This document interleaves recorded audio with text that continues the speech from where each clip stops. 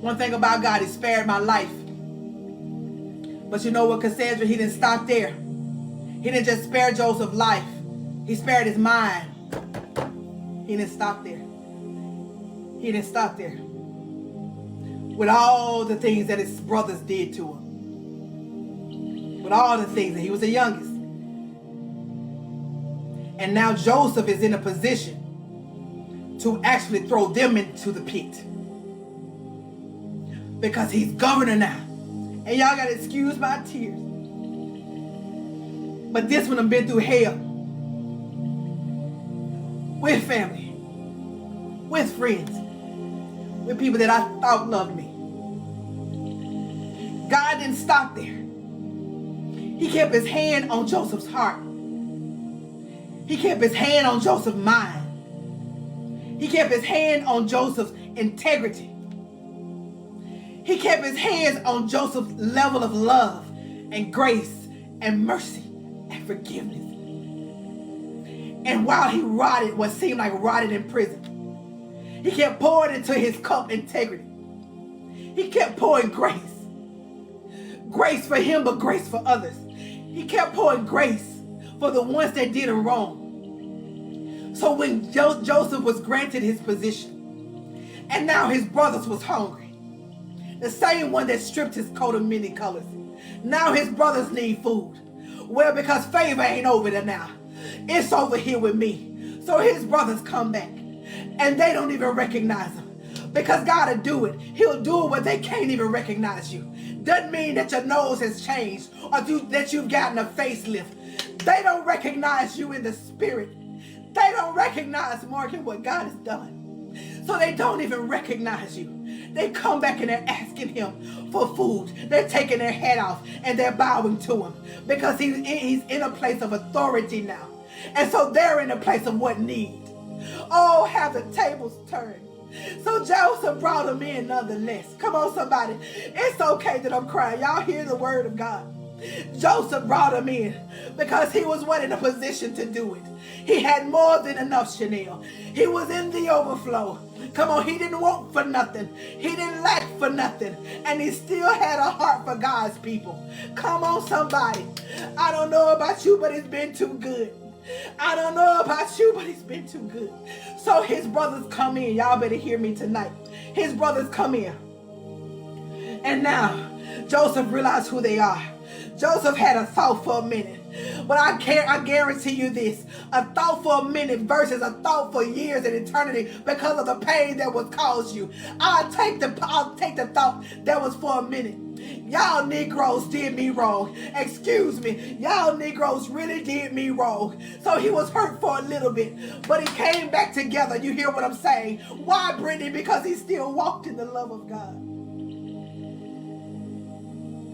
He still walked in the grace of God.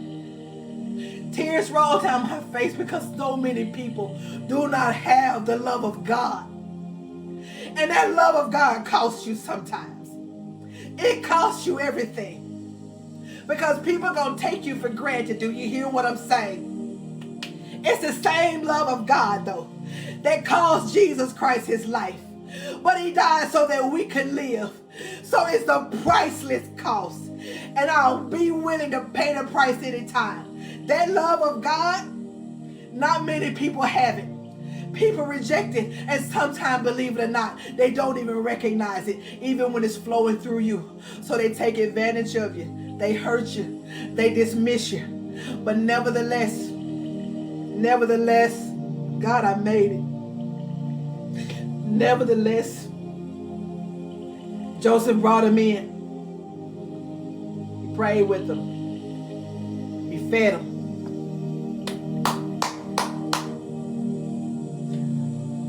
Then he said, go get the rest of my family and bring them.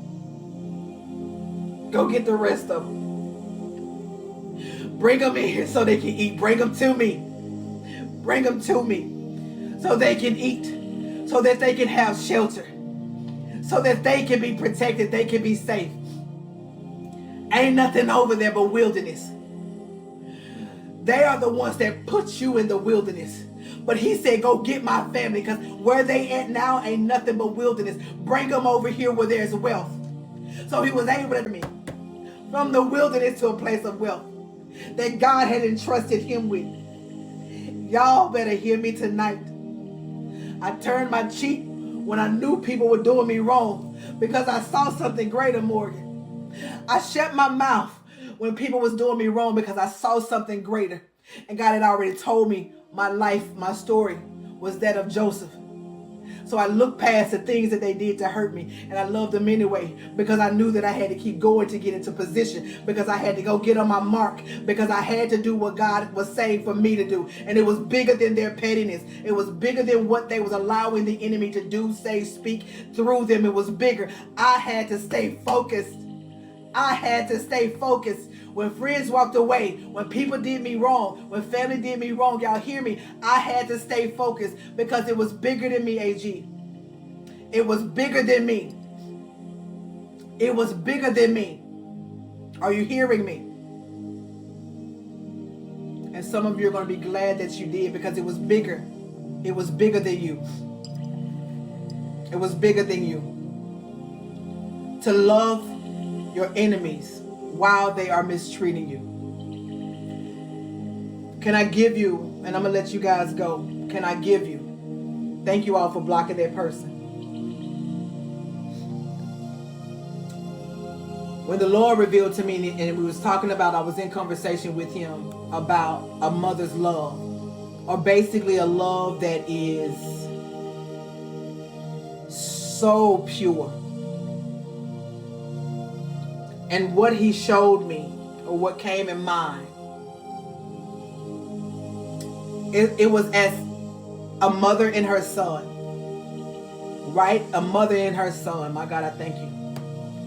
And the son is in this dispute with his mother, but he comes and he stabs her in the back. He stabs her in the back. All she continues to do is love him, but he stabs her in the back. And while he's stabbing her in the back, he's saying, ha ha, whatever. He doesn't realize that his foot is close to the edge of a cliff. While he is ha ha ha, and he done stabbed her in the back. Well, while his foot was close to the cliff, he slips.